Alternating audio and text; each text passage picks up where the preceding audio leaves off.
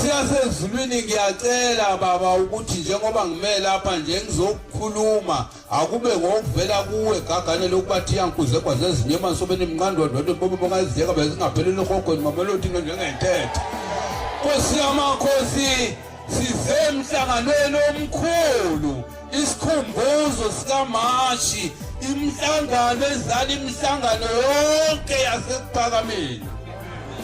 Sengathi maNazaretha ayingcwele njengoba sibe lapha ithi inkosi yasezulwini emile phambi kwethu esihlaleni sasezulwini asikhulume ngendaba yokuzalwa kobuNazaretha.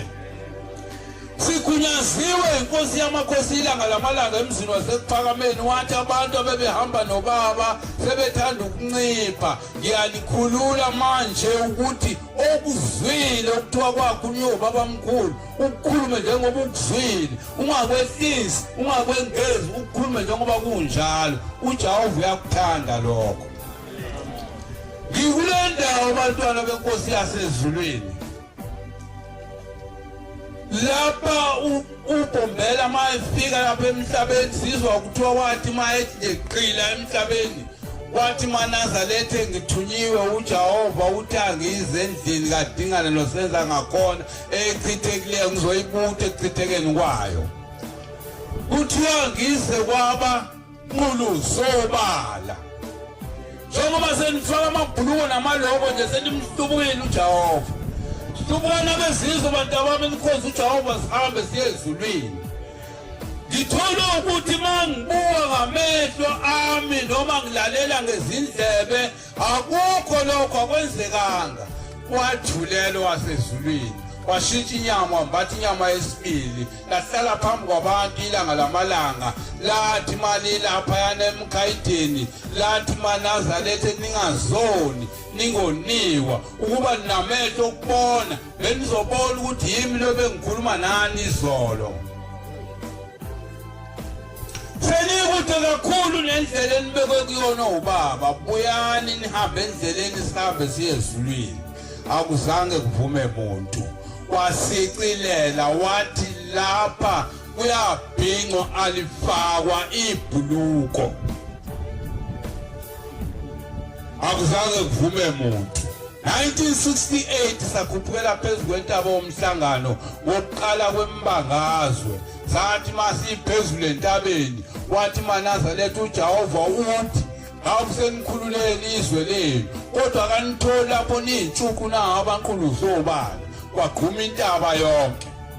Zehle entabeni safika emzini wasekuphakameni kwadlula izinsuku ezimbili kwathi ngosuku lwesithathu kwamenyezwe ekuseni kwathiwa yonke inhlanhlatho ayiphelele endaweni yayo saphelela. Kwafika amadoda amathathu amaphezu kwethu lapha ngasendlini yabelungu athi waqala umfundisi uKhumalo umfundisi uKhumalo nomfundisi uNene nomphathi uMkhize. Waqala umfundisi uKhumalo wathi maNazaretha njengoba nisibona lapha nje lelizwe nilizwe entabeni seliphumela qonda manje ngqoka inhlanhlatho uthi ubaba sinitshele ukuthi umNazaretha angangeni ngalamasango asekuphakameni nebhuluko ongakuthandi lokho akahamba eMelika ubopha kontayi. Balandela laba bobabili bathi njengoba esekhulumile nje lamazwi ukuthiwa siwakhulume sonke kanye sobathathu. Bathi maNazaretha iqiniso leli lishiwo umfundisi. Wathi umfundisi uNene lokhu kushiwo yimi-ke enhlanhlatho kini. Ibheswa lenziwa ngesikhumba senkonyane kuphela nangesikhumba sembuzi liyenziwa nangesenyamazana liyenziwa. Asihambe siye emakhaya siyoshuka izikhumba sezizwi lenkosi. Akuzange kuvume umuntu. Wathi ngasemva kwalokho wami omdala wensuku esihlalweni sasezulwini wathi maNazaretha ngiyanincenga ngesabatha nje lodwa lahlani phansi lamabhuluko eniwathandayo nibhince ngoba manje senisemasabhatheni emagumbini nomani omhlaba nishaya ifoto ezulwini bese niyamdumaza ubaba niphume nikebona abanqulu sobala athunywa kibo. Bambuza abasezulwini bathi shembe ibona abantu abakho la uthi ubaba uyazikhulumela athi ibona abantu abami. Bafika sebedukiswe kakhulu abezizwe athi phelelani ke maNazaretha ngebheshu ngoba mhlala bhinqa thina abashembeleni ibheshu wena ongalibhingeke kuphinde ulibhide. MaNazaretha amahle enkosini sibaningi. Ngiyadabuka le ndaba yami inde ngingayichuma ifike kude. Uthe mayisuka lapho waphuma elangeni wangena enyangeni yezulu.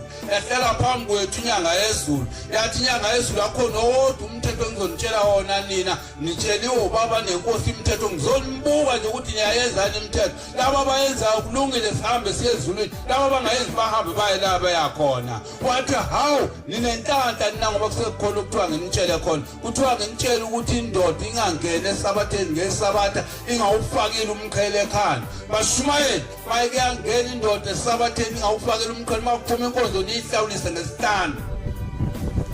Angimzange edabofa kwizinti nezipaphe.